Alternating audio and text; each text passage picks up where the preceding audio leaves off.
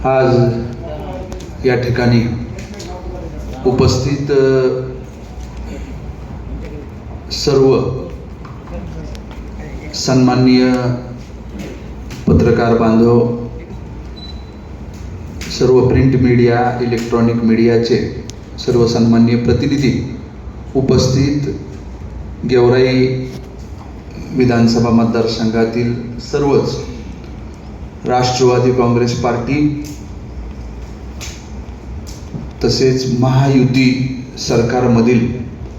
महायुतीमधील सर्वच घटक पक्ष, त्यांचे सर्व तालुका अध्यक्ष, प्रतिनिधी, सर्व गेवराई विधानसभा मतदारसंघातील विविध संस्थेचे पदाधिकारी, सर्व आमचे सहकारी, तरुण युवक, आज गेवराई विधानसभा मतदारसंघाचा राष्ट्रवादी काँग्रेस पार्टी महायुतीचा अधिकृत उमेदवार म्हणून विधानसभेच्या निवडणुकीला सामोरं जात असताना एक विकासाचा आराखडा आपण जनतेसमोर घेऊन जात आहोत. त्या जाहीरनाम्यातील प्रमुख मुद्दे मी आपल्या समोर या ठिकाणी सादर करणार आहे. त्यामध्ये गोदावरी नदीप्रमाणे सिंदपना नदी पात्रातील टाकळगाव, इटकूर, अंकुटा, खुंड्रस, औरंगपूर, कुक्कडगाव, नाथापूर आणि बिंदुसरा नदी पात्रातील नामलगाव येथील कोल्हापुरी पद्धतीच्या बंधाऱ्याचे निम्न पातळी बंधाऱ्यात रूपांतर करून सिंदफणा आणि बिंदुसरा नद्या कायमस्वरूपी पाणीदार करून शेकडो हेक्टर जमीन ओलिताखाली आणण्यासाठी प्रयत्न करणार.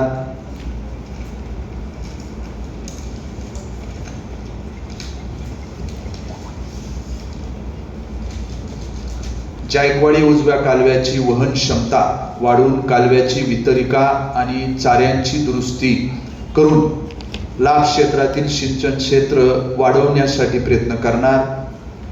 भविष्यात सिंचन क्षेत्रात होणारी वाढ लक्षात घेऊन जय भवानी सहकारी साखर कारखान्याची गाळप क्षमता वाढविणार. गेवराई विधानसभा मतदारसंघात अधिकाधिक सिंचन क्षेत्र वाढीसाठी साठवण तलाव, मध्यम प्रकल्पांची निर्मिती करण्यासाठी शासनाकडे पाठपुरावा करणार. गोदावरी सह इतर नद्यांच्या लाभ क्षेत्रात सततच्या दुष्काळी परिस्थितीमुळे मागील अनेक वर्षापासून पाणी पोचत नाही अशा लाभ क्षेत्रातील बिगर सिंचनाखालील शेत जमिनींचे कमांड उठवून शेतकऱ्यांना दिलासा देण्यासाठी शासनाकडे पाठपुरावा करणार. गेवराई विधानसभा मतदारसंघात सहकारी तत्वावर कोल्ड स्टोरेज आणि वेअरहाऊसची निर्मिती करणार. गेवराई तालुक्यातून जाणारे राष्ट्रीय महामार्ग आणि इतर रहदारीमुळे वाढलेले अपघाताचे प्रमाण लक्षात घेता उपजिल्हा रुग्णालयातील ट्रॉमा केअर युनिट कार्यान्वित करून पाडळशिंगी येथे नव्याने ट्रॉमा केअर युनिट सुरू करण्यासाठी प्रयत्न करणार.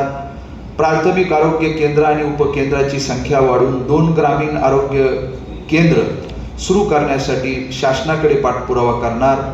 ग्रामीण भागातील जिल्हा परिषदेच्या शाळांना इमारती उपलब्ध व्हाव्यात यासाठी शासनाकडे पाठपुरावा करणार. अल्पसंख्याक समाजातील विद्यार्थ्यांना त्यांच्या बोलीभाषेत शिक्षण मिळावे यासाठी चकलांबा, उमापूर व तलवाडा येथे उर्दू माध्यमाच्या माध्यमिक व गेवराई शहरात उच्च माध्यमिक शाळा करून सुरू करण्यासाठी प्रयत्न करणार. जिल्हा परिषद शाळांना ISO मानांकन, डिजिटल स्कूल आणि आंतरराष्ट्रीय दर्जा मिळवून देण्यासाठी जाणीवपूर्वक प्रयत्न करून शैक्षणिक प्रगतीसाठी प्रयत्न करणार. वाढत्या लोकसंख्येच्या प्रमाणात पोलीस दलाची पुनर्रचना करून गेवराई विधानसभा मतदारसंघातील नवीन पोलीस ठाणे आणि पोलीस चौक्यांची निर्मिती करण्यासाठी शासनाकडे पाठपुरावा करणार. बंजारा तांड्यांना स्वतंत्र ग्रामपंचायतीचा दर्जा देण्यासाठी आवश्यक त्या ठिकाणी ग्रामपंचायतीचे विभक्तीकरण करून तांड्याच्या विकासासाठी जाणीवपूर्वक प्रयत्न करणार. विजेचा गंभीर प्रश्न लक्षात घेता गेवराई विधानसभा मतदारसंघात 10 नवीन 33 केव्ही उपकेंद्र आणि 11 केव्ही लिंक लाईनच्या कामामध्ये मोठ्या प्रमाणात वाढ करून वीज वितरण सुरळीत करण्यासाठी कालबद्ध कार्यक्रम आखून त्याची अंमलबजावणी करण्यासाठी प्रयत्न करणार. गेवराई सारख्या ग्रामीण भागातील औद्योगिक प्रशिक्षण संस्था ITI मधून कुशल कामगार व उद्योजक निर्मितीसाठी खाजगी कंपनींच्या पुढाकारातून अभ्यासक्रमांची निर्मिती करून शाश्वत रोजगार निर्माण करण्यासाठी प्रयत्न करणार. सुशिक्षित बेरोजगार युवकांना नोकऱ्यामध्ये संधी मिळावी म्हणून दरवर्षी रोजगार मेळाव्यांचे आयोजन करून युवकांना खाजगी कंपन्यांमध्ये नोकऱ्यांची संधी उपलब्ध करणार. बेरोजगारी कमी करण्याबरोबरच मतदारसंघाच्या औद्योगिक विकासासाठी गेवराई तालुक्यात औद्योगिक वसाहत MIDC निर्माण करण्यासाठी प्रयत्न करणार. गेवराई विधानसभा मतदारसंघातील तरुणांना क्रीडा क्षेत्रात संधी निर्माण करण्याच्या दृष्टीने गेवराई शहरात राष्ट्रीय दर्जाची क्रीडा प्रबोधिनीसह क्रीडा विद्यालय सुरू करून क्रीडा क्षेत्रात नावलौकिक करण्याची संधी उपलब्ध करून देणार. सोलापूर जळगाव रेल्वे मार्ग निर्मितीसाठी शासनाकडे पाठपुरावा करणार. गेवराई मतदारसंघातील विशेषतः तांडे वाडी वस्तीवरील जोड रस्त्यांची दुरावस्था लक्षात घेता जोड रस्त्यांचे डांबरी नूतनीकरण करण्यासाठी विशेष प्रयत्न करणार. 50% आणि त्याहून अधिकचे अपंगत्व असलेल्या अल्पभूधारक शेतकऱ्यांना निराधारांच्या धर्तीवर शासनाकडून वेतन अनुदान प्रतिमाह मिळवून देण्यासाठी प्रयत्न करणार. पांढरे कोड असलेल्या व्यक्तींचा सन्मान व्हावा, त्यांना स्वतःच्या उदरनिर्वाह करता यावा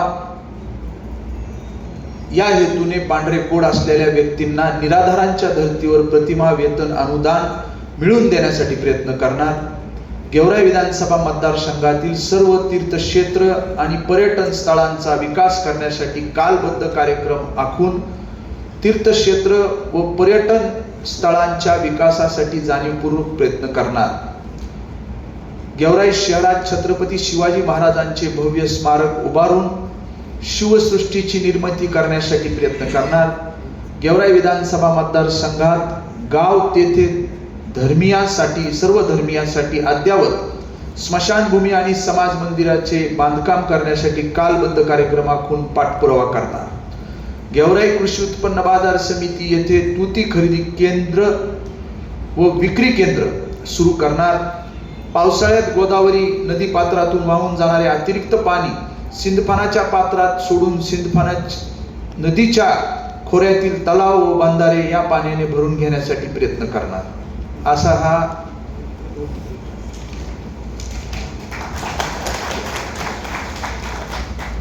या आपल्याला प्रिंट केलेल्या जो सादर केलेला जाहीरनामा आहे त्याच्यामध्ये अनावधानाने 2 जे काही मुद्दे आहेत ते राहून गेले. त्यामुळं मी इथं ते 2 मुद्दे आपल्याला वाचून दाखवत आहे. गेवराई शहरात संत रविदास चर्मकार भवन उभारणार. गेवराई शहरातील अतिक्रमण धारकांना त्यांच्या हक्काचा PTR मिळवून देण्यासाठी प्रयत्न करून त्यांना प्रधानमंत्री आवास योजनेचा लाभ मिळवून देणार. हे 2 मुद्दे जे आहेत ते प्रिंट केलेल्या जाहीरनाम्यामध्ये अनावधानाने राहून गेलेले आहेत.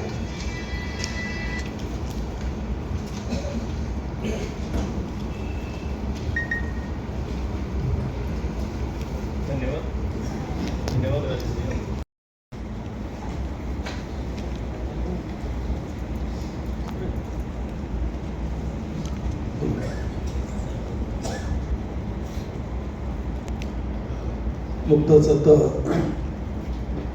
महायुतीचे अधिकृत उमेदवार विजयसिंह पंडित यांनी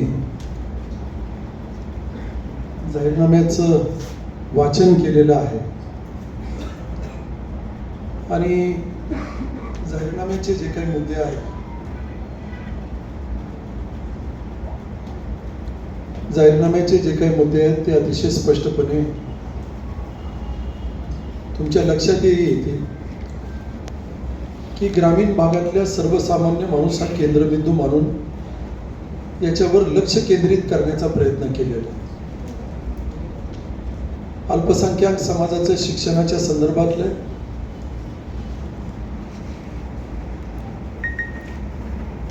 मागासवर्गीयातल्या एससी कॅटेगरीतल्या लोकांच्या ग्रामीण भागातल्या सुविधांच्या संदर्भातले सिंचन, कारखान्याची जे आपलं तालुक्याची आर्थिक वाहिनी म्हणून ज्याच्याकडे पाहिलं जातं असं जयभवानी कारखान्याच्या संदर्भातला उल्लेख आहे, कॅपॅसिटी बिल्डिंगचा आहे, मार्केट कमिटीचं इन्फ्रास्ट्रक्चर आहे. त्यानंतर मागासवर्गीय समाजांना काम करण्यासाठी संधी मिळावी म्हणून संत रोहिदास महामंडळ सारख्या एका महामंडळाला आर्थिक बळकटी मिळावी याच्यासाठी यांनी प्रयत्न करावे. असं सर्वसमावेशक असा हा जाहीरनामा आहे. सर्वसमावेशक. या जाहीरनाम्याबद्दल आपण आपलं मत व्यक्त करायला हरकत नाही. निवडणुकीचे चिन्ह, निवडणुकीतले उमेदवार हे सगळं काही आता निश्चित झालेलं आहे. याच्यात काही लपून राहिलेलं नाही. विड्रॉलची तारीखही संपलेली आहे आणि त्याच्यामुळं उमेदवार चिन्ह हे सगळं निश्चित झालेलं आहे.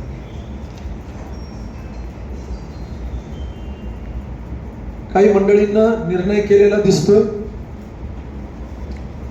मी नाही तर तू नको, आपण सगळे मिळून एक होत आणि याच्याकडे पाहू. परंतु गेल्या वेळेसचं हे गणित जे काय आहे, गेल्या वेळेसचं हे सूत्र जे काय आहे, हे आता लोकांच्या लक्षात यायला लागलेलं आहे. दोघेही एकमेकाला पसंती देताना आपण अनेक वेळेस पाहिलेला आहे. प्रश्न पडतो की उमेदवार कोण आहे आणि मूळ विकासाचे मुद्दे सोडून भरकटत चाललेल्या यांच्या प्रचार सभा आहेत. घाई गर्दीनं आचारसंहितेच्या 3 दिवस अगोदर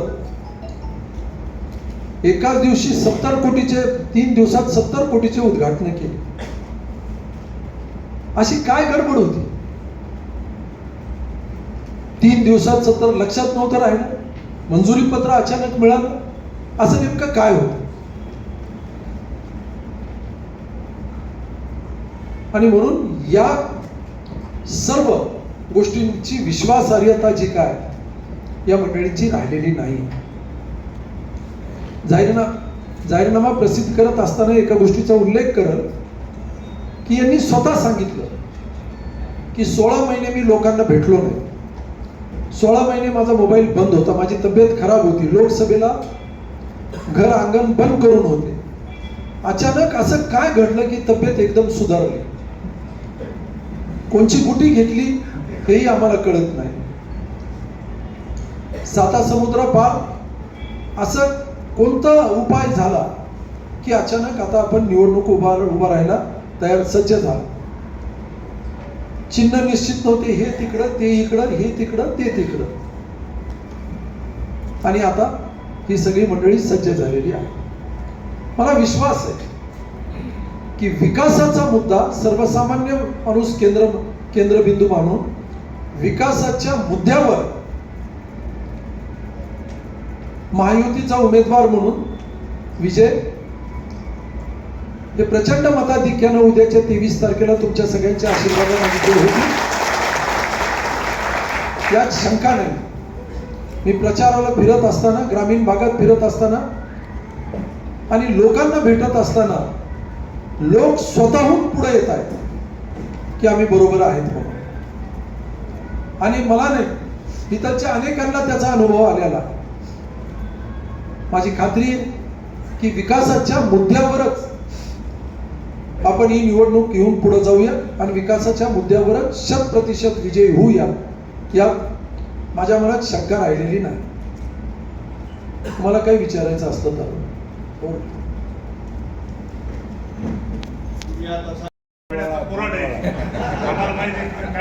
मुफ्ती साहब का कौन वाला है साहब?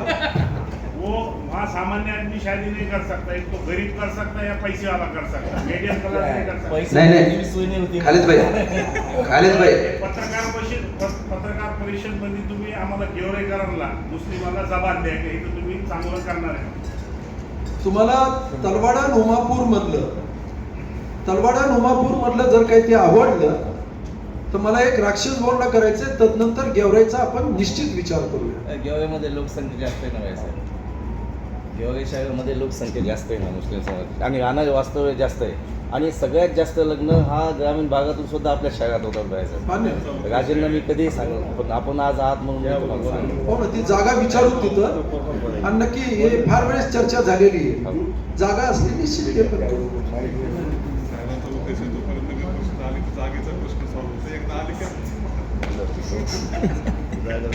खालिद भाई जबान बदल भी सकते हैं यार. जबान पूरे तालुके में मालूम है, बीड़ जिले में मालूम है. तुमने जबान दी है तो जान देंगे, मगर जबान किसके देंगे.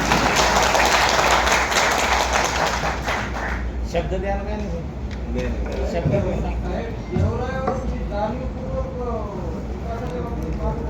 हा विषय वेगळा आहे सोबत.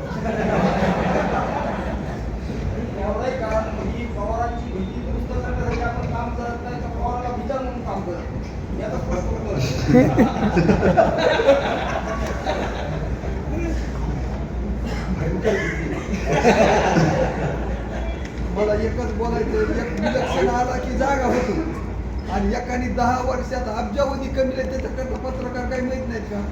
एक मिनिट, हे पत्रकार परिषद आहे आज. एक मिनिट, कुणाला काही बोलायचं राहिलं संपूया. हा, बोला.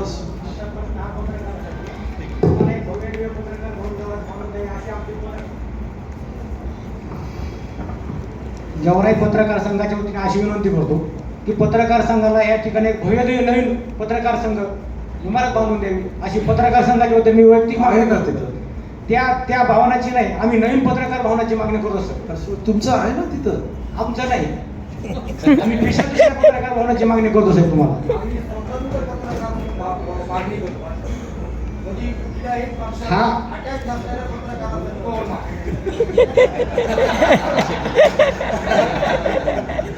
पत्रकार भवनाचा विषय मागच्या वेळेस झाला, त्यांनी काही आम्हाला हे केलं नाही. आमची इच्छा अशी पत्रकारांची की तुम्ही आम्हाला भव्य दुसरं पत्रकार भवन उशिरा का होईना बांधून द्यावं. साहेब मला फक्त सोमनाथ बोलले, भागवत हसले का मला कळलं नाही. कोणत्याही राजकीय पक्षाला अटॅच नाहीत म्हणलं की तुम्ही फारच खुद. मला कळलं नाही बरं का भागवत, कशामुळे तुम्ही हसलात मला कळलं नाही. बोला. भैया साहेब, पुढील म्हणजे शैक्षणिक वर्षापासून म्हणजे रणवीर राजेंनी गेवराईतील अल्पसंख्याक उर्दू भाषिक मुलींसाठी 11वी 12वी म्हणजे विज्ञान शाखा सुरू करण्याची घोषणा केलेली आहे. तर ते पुढील वर्षापासून सुरू होणार आहे का? मला त्याच्यावर मी त्याच्याशी बोलत होतो. तदनंतर मी बीडला शिक्षण विभागातही त्याची चौकशी केली. मला तिथंचं फक्त इन्फ्रास्ट्रक्चर जे काय विज्ञान विभाग सुरू करण्यासाठी जे इन्फ्रास्ट्रक्चर लागतं, लॅब वगैरे, मला एकदा पाहायचं आहे. या निवडणुकीच्या याच्यातनं फुरसत मिळाली 23 तारखेनंतर आम्हाला निश्चितरित्या तिथं जाऊन बसूया. बरं, मी उर्दू मीडियमच्या संदर्भात आम्हाला फार सिरियस आहे आयुष, एवढं मात्र सांगतो तुम्हाला. मी अतिशय सिरियस आहे त्याच्यात. म्हणजे हा विषय जरी नसला ना व्हायचं, तर माझं असं म्हणणं आहे की गेल्या 22-24 वर्ष आपण साक्षीदार आहेत व्हायचं, आपण सोबत केलेलं आहे. एवढ्या मोठ्या प्रमाणामध्ये मुली तिथं शिक्षण घेतात 11वी आणि 12वीसाठी. त्याच्यामधून अनेक मुली आज डॉक्टर झाल्यात, अनेक मुली तिथं झाल्यात, पण तिथं सुविधा काही मिळाली नाही व्हायचं. 11वी आणि 12वीचा असा विषय तो सुद्धा कोंडवाडायचा आहे. तर माझं असं मत आहे की आयुष परत सांगतो, या सगळ्या इन्फ्रास्ट्रक्चरच्या गोष्टी आहेत, थोडा वेळ द्या आयुष, जरूर हे होताना दिसत. या सगळ्या गोष्टी जर तरवर अवलंबून आहे. या सगळ्या गोष्टी तुम्हाला होताना दिसत एवढं सांगतो. आपण तुम्ही जर आता म्हणजे तुम्ही सांगितलं म्हणजे ते होणारच यात काय म्हणजे माझं वैयक्तिक तर तुमच्या बाबतीत काही हे नाही व्हायचं, शंका नाही. पण माझं असं मत आहे की जर आपण इथं जाहीर केलं तर मला वाटतं एक बघा उर्दू हा विभाग निवडणुकीच्या नंतर परिणामकारक बदलताना दिसल एवढं मी तुम्हाला सांगतो. थँक्यू भाई साहेब, थँक्यू. साहेब एक मिनिट, ह्या निवडणुकीचं जेव्हा आता AB फॉर्म वगैरे देण्याचे चालू होतं, त्यावेळेस अशी काही चर्चा होती का की आपण महायुतीची उमेदवारी घेण्यासाठी कार्यकर्त्यांच्या समजा म्हणण्यानुसार उत्सुक नव्हतात, असं काही याचं वास्तव काय आहे? अपक्ष लढण्याच्या मानसिकतेत होता. कार्यकर्त्यांना त्यांचं मत व्यक्त करण्याचा अधिकार आहे ना भागवत. काही लोकांचं दुमत होतं, काही लोकांचं मत होतं असं करा तसं करा, आणि मतमतांतर होतं. लोक आपली मतं व्यक्त करत होती. आपण ऐकण्याच्या भूमिकेत असलंच पाहिजे, लोकांचं ऐकून घेतलं पाहिजे भागवत. आणि म्हणून प्रत्येक जण मत व्यक्त करत होतं, त्यांचं वेगळं त्यांचं वेगळं हे चालू होतं. आणि एबी फॉर्मचं असं काही मूळ विद्यमान आमदार ही जागा कुणाला सुटणार काय काय आपल्याला माहिती.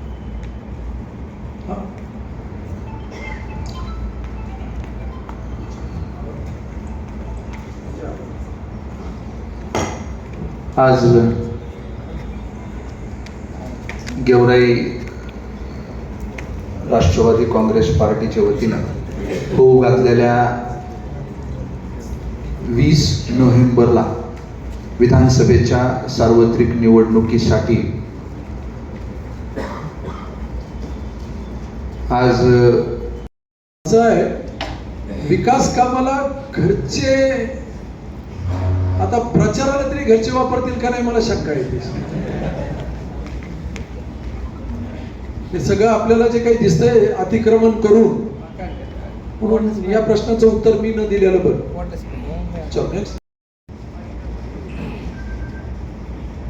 असे करतील म्हणजे नेमकं कसं करतील?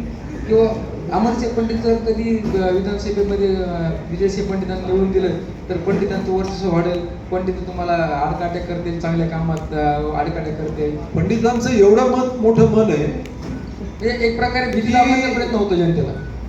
जे पवार गल्लीत होते ते रस्त्यावर पंडितांनीच आणलेले आहे. ते तर मान्य कराल. हा, आणि काय करू आम्ही? वर्चस्व वाढेल म्हणजे वर्चस्व जर काय विकासाचं काम करून वाढणार असेल तर वाढेल. वाद करून वर्चस्व नाही वाढणार आमचं. पुन्हा विकासाचं काम करून वर्चस्व वाढेल. पुन्हा पंडितांचं राज्य येईल असं प्रकारे सांग. आता येतो श्रींची इच्छा. आणि पद्मराव पंडित यांच्याबद्दल चकार शब्द निघत नाहीये. फक्त विरोधांनी काय ठरवलंय त्यांचं फक्त ते 2-3 दिवस अगोदर ठरवतात. ते फक्त इतक्या लवकर ठरवत नाही. आता बरोबर चालतात आणि 2-3 दिवस अगोदर ती बैठक होती आणि त्यांचा निर्णय होऊन जातो. म्हणजे प्रमुख विरोधक फक्त विजयसिंह पंडित हेच आहेत असं त्यांचा अर्थ आहे. सध्या तर त्यांनी तसंच चित्र तयार केलेलं आहे. आम्ही त्यांनी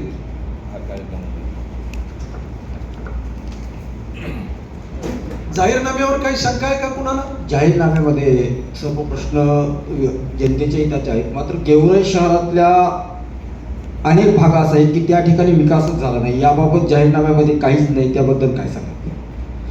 उदाहरणार्थ अहिल्यानगर असेल, इकडे वकील कॉलनी असेल, माऊलीनगर असेल, अनेक ठिकाणी नाली रस्त्याच्या काही मूलभूत सुविधा आहेत, पाण्याची सुविधा आहे, त्या ठिकाणी नाही. यासाठी आपण काय काय करणार? माझा एक प्रयत्न राहील की मूळ अहिल्यानगर, छत्रपती शाहूनगर, त्यानंतर पलीकडे काय शिवाईनगर, हे जे भाग आहेत हे कार्यक्षेत्रात जरी नसले गेवराई नगरपालिकेच्या, तर आम्ही प्रयत्न करूया की या ठिकाणी पहिल्या 6 महिन्यात, या भागातले पहिल्या 6 महिन्यात, वर्षभरात या भागातले रस्ते आणि कामं होताना तुम्हाला निश्चितरित्या दिसेल.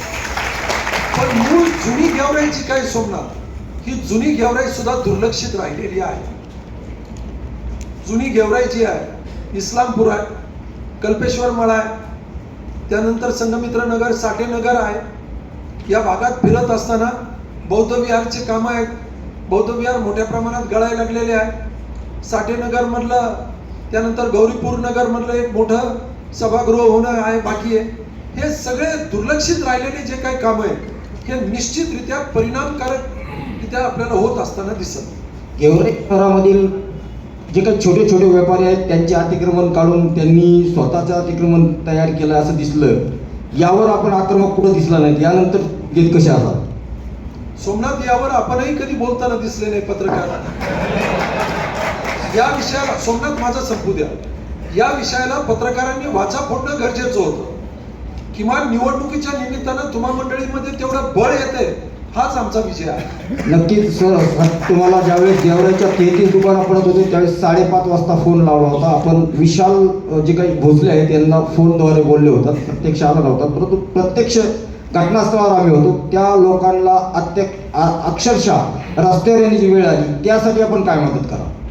आहे, काही शंका नाही. त्याही प्रकरणात मी होतो, त्याही प्रकरणात होतो म्हणलं, आणि त्या लोकांशी चर्चा करताना सोमनाथ तिथं आल्याचं माझ्या लक्षात येतं, माझ्या लक्षात. गेवराई शहरात जे काही हुकुमशाही झाली यावर ते तुमच्यावर आरोप करतात, पंडित हुकुमशाही करतात, मात्र पवार गेवराई शहरावर हुकुमशाही करते, याबद्दल तुम्ही नेते म्हणून काय सांगाल? या उदाहरणार्थ आम्ही म्हणजे हा शिवछत्र परिवार कुठं तुम्हाला हुकुमशाही गेवराई शहरावर करताना दिसतोय? मला नाही माहित. आणि हा प्रश्न एकदा जरा प्रेस इथं बसलेली आहे, ह्या सगळ्या उमेदवारांना एका स्टेजवर घ्या आणि विचारा, जनतेनं प्रश्न विचारायला काय हरकत नाही, या काय हरकत नाही. गेवराईचा विकास मात्र कोल्हे रोडचा झाला. गेवराई शहरात जुना शहर असेल, मावळी नगर असेल, इत्यादी जे काही शहर आहे त्याचा विकास होताना दिसत नाही. याकडे नेते म्हणून काय सांगाल? नवीन उमेदवार काय करतील याकडे?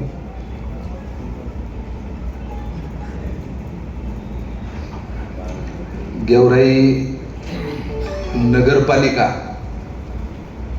गेल्या 2 दशकापासून ज्यांच्या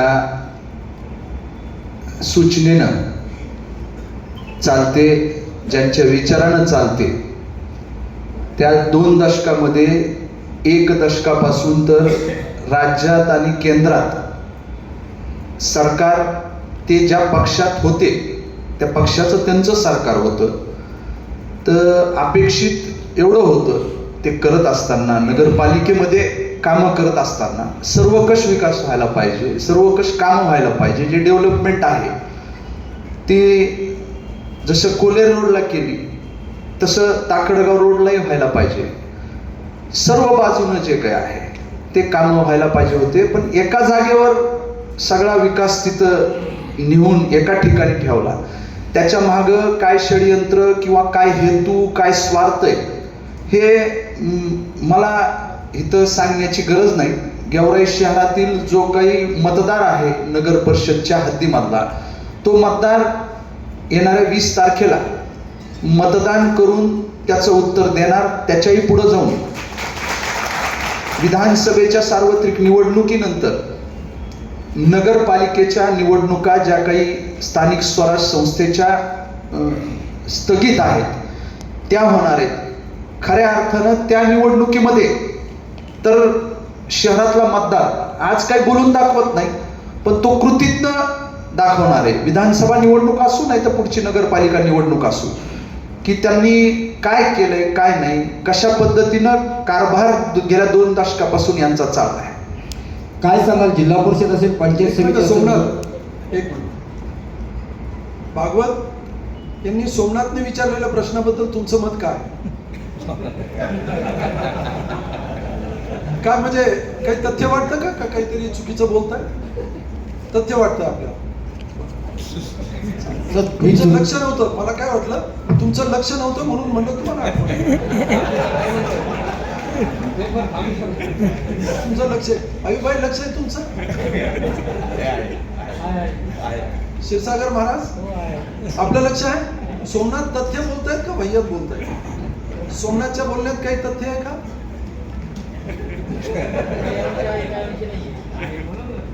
म्हणजे तुमचं म्हणणं आहे पांगरी रोडवर सुद्धा व्हायला पाहिजे. विकास तर सगळीकडे व्हायला पाहिजे आणि काही प्रमाणात झालाय, काही प्रमाणात झाला नाही. नाही, त्यांनी एक विशिष्ट हरकत घेतलेली. जिल्हा परिषद, पंचायत समिती, नगर परिषद, इतरांनाही संधी द्या ना. काय हरकत? माझे प्रश्न संपल्यानंतर इतरांना द्या. काय माझा शेवटचा प्रश्न असेल, उमेदवारासाठी असेल हा, कारण की आपण तो प्रदेशाध्यक्ष आहात. उमेदवार साहेब, प्रदेश सरचिटणीस, माफी मागतो परंतु मागा घेऊ शकतो. उमेदवार साहेब, जिल्हा परिषद, पंचायत समिती आणि नगर परिषदच्या निवडणुका अद्याप झालेल्या नाही. त्यापासून अनेक कार्यकर्ते किंवा गावाचा विकास खुंटलेला आहे. यासाठी आपण जर निवडून आला तर यापुढची भूमिका काय असेल निवडणुकीच्या संदर्भात? नाही, स्थानिक स्वराज्य संस्थेच्या निवडणुका या न्यायालयीन प्रक्रियेमध्ये त्या ठिकाणी आरक्षणाच्या विषयावर त्याला स्थगिती मिळत जाते आणि सध्या जे 2 वर्षापेक्षा जास्त कालखंड झाला आहे त्याला स्थगिती मिळून प्रशासक त्या स्थानिक स्वराज्य संस्थेवर काम करतायत. त्याच्यामुळे हा न्यायालयीन विषय आहे. ते आपण त्याच्या बाबतीत काय करू शकतो. न्यायालयामध्ये हा विषय चालू आहे, पण निश्चितच मला असं वाटतं की हे जानेवारी-फेब्रुवारीमध्ये जे 2025 येणाऱ्या 9 वर्षामध्ये त्या निवडणुका मार्चच्या पहिले झाल्या पाहिजेत, होतील. माझा प्रश्न उमेदवारांशी आहे, विजयराजेंशी आहे की आपले प्रतिस्पर्धी उमेदवार कोण आहेत? म्हणजे आपला लढा पंडितांशी आहे की पवारांशी? ते ठरवतील ना, त्यांच्यापैकी एक आता ठरवतील ना ते. नाही, गेल्या 5 वर्षापूर्वी 2019लाही सध्याचं जे चित्र आहे निवडणूक रिंगणामध्ये जे उमेदवार आहेत माझ्यासहित, ते चित्र, तीच परिस्थिती गेल्या 5 वर्षापूर्वी 2019ला होती. सगळ्यांना वाटत होतं की ही लढत तिरंगी होते, परंतु शेवटच्या 8 दिवसामध्ये ज्या काही समोरच्या माझ्या आत्ताही असणाऱ्या 2 उमेदवारांमध्ये वाटाघाटी झाल्या, काय जे त्याला एकाला